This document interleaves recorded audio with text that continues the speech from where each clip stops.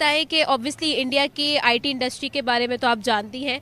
IT एक recent report के मुताबिक आईटी की जो in the whole world top 10 industries हैं उनमें से 4 इंडस्ट्रीज़ इंडिया की हैं। क्या लगता है कितनी बड़ी अचीवमेंट है, कैसे इंडिया ने इतना लंबा फासला जो है वो तय किया? यार पहली बात तो बहुत बड़ी अचीवमेंट है कि उनकी टॉप 4 कंपनीज़ आई हैं। मज़े की बात यह है कि ये बात हम बहुत अच्छे से जानते हैं कि हम इंडिया का आईटी में कोई कंपैरिजन नहीं कर सकते। हम इंडिया के आसपास भी कहीं पे एग्जिस्ट नहीं करते। उन्होंने एक उनका गुड़गांव है, पूरा उनका वो आईटी हब है, ठीक है। मतलब हर चीज़ आईटी से रिलेटेड है। अगर हम पाकिस्तान में बात करें तो हमारे यहाँ पे आईटी एजुकेशन ही उस तरह से नहीं है, हमने उसको आगे लेकर क्या चलना है। तो मेरा ख्याल है ये इंडिया की बहुत बड़ी अचीवमेंट है और शायद हमें भी इस चीज़ में आगे आना चाहिए। हम ये आए दिन खबरें तो देखते हैं, उन्हें अप्रिशिएट भी करते हैं, लेकिन अनफॉर्चुनेटली इस पर कोई असर हमारे पर इसका चीज़ का ना कोई असर नहीं होता है। एक चीज़ होती है ना कि आप दूसरे को मेहनत करता देखते हैं तो आपका दिल करता है यार हमने भी मेहनत करनी है।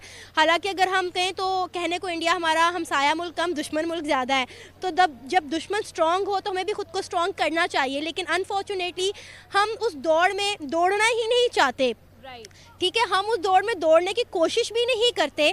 मतलब आप देखें कि इतना बड़ा आईटी हब बन गया है इंडिया कि अगर आप पाकिस्तान के आईटी सेक्टर की बात करें तो यहाँ लाहौर में ही आपको सिर्फ आईटी के कुछ ऑफिस नजर आएंगे। मोस्टली लोग यहाँ पे या तो आपको बेरोजगार नजर आएंगे, बाहर चले जाते हैं बाहर की कंपनीज में काम करने के लिए। अब इंडिया ने बनाया है मेड इन इंडिया, हर चीज़ वो अपनी इंडिया में मैन्युफैक्चर कर रहे हैं। लेकिन पाकिस्तान में हम अभी तक चाइना की ही जान नहीं छोड़े, हमने अपना क्या कुछ मैन्युफैक्चर करना है। लोगों में बेरोजगार इतनी ज़्यादा बढ़ गई है कि लोग सड़कों पर आकर छोटी छोटी चीज़ें बेचने पर मजबूर हो गए हैं। लेकिन हमारे यहाँ पे इंडस्ट्रीज़ नहीं लग रही कि लोगों को रोज़गार के मौके फ्राहम किए जाएं। हम अपनी गवर्नमेंट से क्या उम्मीद कर सकते हैं? कुछ भी नहीं। तो मुझे जो लग रहा है कि बल्कि मुल्क के जो हालात हैं इसी तरह रहे तो आइंदा कुछ सालों में मुझे अफसोस के साथ कहना पड़ा है कि पाकिस्तान शायद कहीं भी एग्जिस्ट ना करे। बिल्कुल सही मैडम, ऐसा है कि अगर हम देखें the coming future is the future of IT, is the world of IT. तो हमें जो है डेफिनेटली दुनिया के साथ चलना पड़ता है। तो आईटी को इम्प्रूव करने के लिए, आईटी की अवेयरनेस के लिए क्या करना पड़ेगा? यार सबसे पहले तो बहुत ज़रूरी है आईटी एजुकेशन। आप अपने पंजाब यूनिवर्सिटी में ही चले जाएं तो आपको पता चल जाएगा कि आपका आईटी का डिपार्टमेंट जो है वहाँ पे कितने स्टूडेंट पढ़ रहे हैं, उनको निकलने के बाद कितनी जॉब्स मिल रही हैं। पहली बात है कि आप बेसिक शुरू करें एजुकेशन से, आपका एजुकेशन सिस्टम इम्प्रूव होगा। उसके बाद यहाँ पर जॉब अवेलेबल होनी चाहिए, क्योंकि जो बच्चे पढ़ के निकलते हैं उन्हें आगे जॉब्स ही नहीं मिलती, ठीक है। मतलब हर डिपार्टमेंट में अगर आपको क्लास में 60 बच्चा पढ़ के निकल रहा है तो आगे जाके 60 बच्चों को नौकरी नहीं मिलती है, ठीक है। तो ये आप देखें यहाँ पे आईटी हब्स भी तो होने चाहिए, प्रैक्टिकल होने चाहिए, बच्चों में इनोवेशन आनी चाहिए, उन्हें क्रिएटिव होना चाहिए, जो कि नहीं है। मेरा ख्याल है हमें बुक्स को रट्टा लगाने से ज़्यादा प्रैक्टिकल चीज़ें करने की बहुत ज़्यादा ज़रूरत है। जब तक हम प्रैक्टिकल नहीं होंगे हम अपनी इस दौड़ में आगे नहीं निकल सकते। बिल्कुल सही, बहुत शुक्रिया मैडम सना हमारे साथ ही। उनका यही कहना था कि हमें प्रैक्टिकली काम करने की ज़रूरत है, फील्ड के अंदर काम की, और डेफिनेटली हमें अवेलेबिलिटीज़, जॉब अवेलेबिलिटीज़ की भी बहुत ज़रूरत है। मैडम हमारे साथ ही आगे बढ़ेंगे और लोगों से यही सवाल करेंगे। अगर आप आईटी के बारे में नॉलेज है, बहुत सारे स्टूडेंट्स को इस बारे में नॉलेज नहीं है। बहुत सारे फ्रीलांसर्स हैं जो आईटी में काम कर रहे हैं, लेकिन वो इंटरनेशनल कंपनीज़ के लिए ऑलरेडी यहाँ पे काम कर रहे हैं। लेकिन यहाँ पे जो बहुत सारे मेजर कॉर्पोरेट कंपनीज़ हैं वो यहाँ के लोगों को अपॉर्चुनिटीज़ नहीं देती हैं। वो सारे अपने जो प्रोजेक्ट्स हैं वो आउटसोर्स कर देती हैं बाहरी कंपनीज़ को। That is the main reason कि बाहर की कंपनीज़ इंडिया या फिर सारा जो दुबई एक्सेट्रा में वो सबसे ज़्यादा प्रोजेक्ट्स लेते हैं, सबसे ज़्यादा वर्क करते हैं, बिकॉज ये सारे यहाँ की सारे मेजर कॉर्पोरेट्स कंपनीज वहाँ पे आउटसोर्स कर देती हैं, क्योंकि वहाँ पे लेबर जो है उनको थोड़ी चीप मिल जाती है।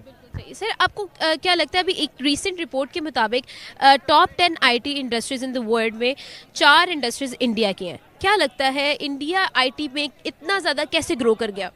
बिकॉज इंडिया जो है वो they welcome the companies, they welcome Amazon, they welcome Microsoft, they welcome every $1 billion company which Pakistan doesn't. तो अगर वो इन कंपनीज़ को वेलकम कर रहे हैं, उन कंपनीज़ को जगह दे रहे हैं, उन कंपनीज़ को अपने पास काम करने के लिए बुला रहे हैं, तो they are gonna become like the one of the most, they are already a business hub in the world in the IT industry as well. तो Pakistan can never achieve that if they stick in those taxes and इस मसलों में रहेंगे, they can never achieve that. बिल्कुल सही sir, आपको क्या लगता है कि अगर हम देखें तो आईटी की इतनी अवेयरनेस नहीं है, आपको क्या लगता है to raise the awareness of IT what should we do, what should the management do? Management has to give the media the independence to make ads and to do marketing for the IT, क्योंकि बहुत सारे पाकिस्तान में talent की कमी नहीं है। Everyone has a lot of talent and they can perform really well than any other country.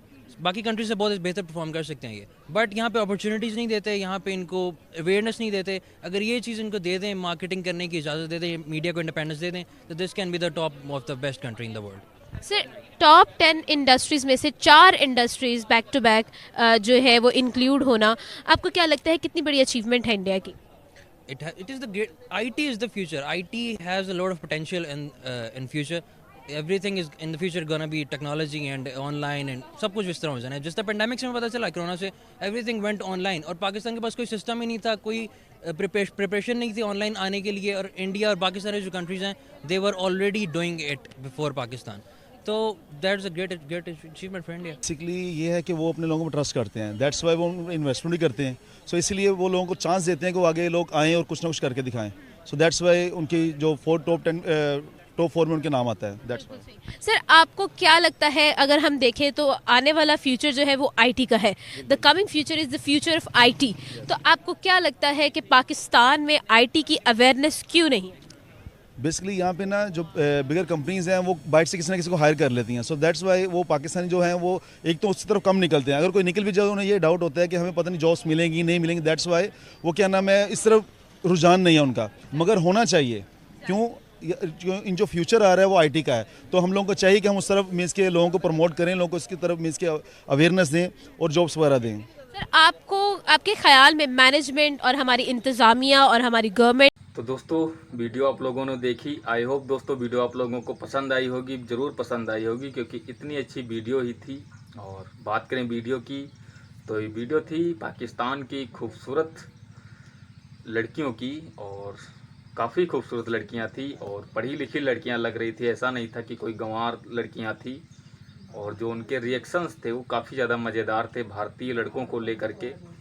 तो ये तो बिल्कुल बात साफ़ हो गई कि पाकिस्तान के जो लोग थे वो बहुत ही ज़्यादा, खासकर लड़के, अपनी खूबसूरती को लेकर इतराया करते थे कि पाकिस्तान के लड़के बहुत ही ज़्यादा खूबसूरत होते, लेकिन उनको ये नहीं पता था कि आने वाले समय में उनके ही देश की खूबसूरत लड़कियां हैं, भारत के जो खूब लड़के हैं, खूबसूरत हों या ना हो, बट उनकी जेब गर्म है, भारतीय लड़कों की माइंडेड हैं।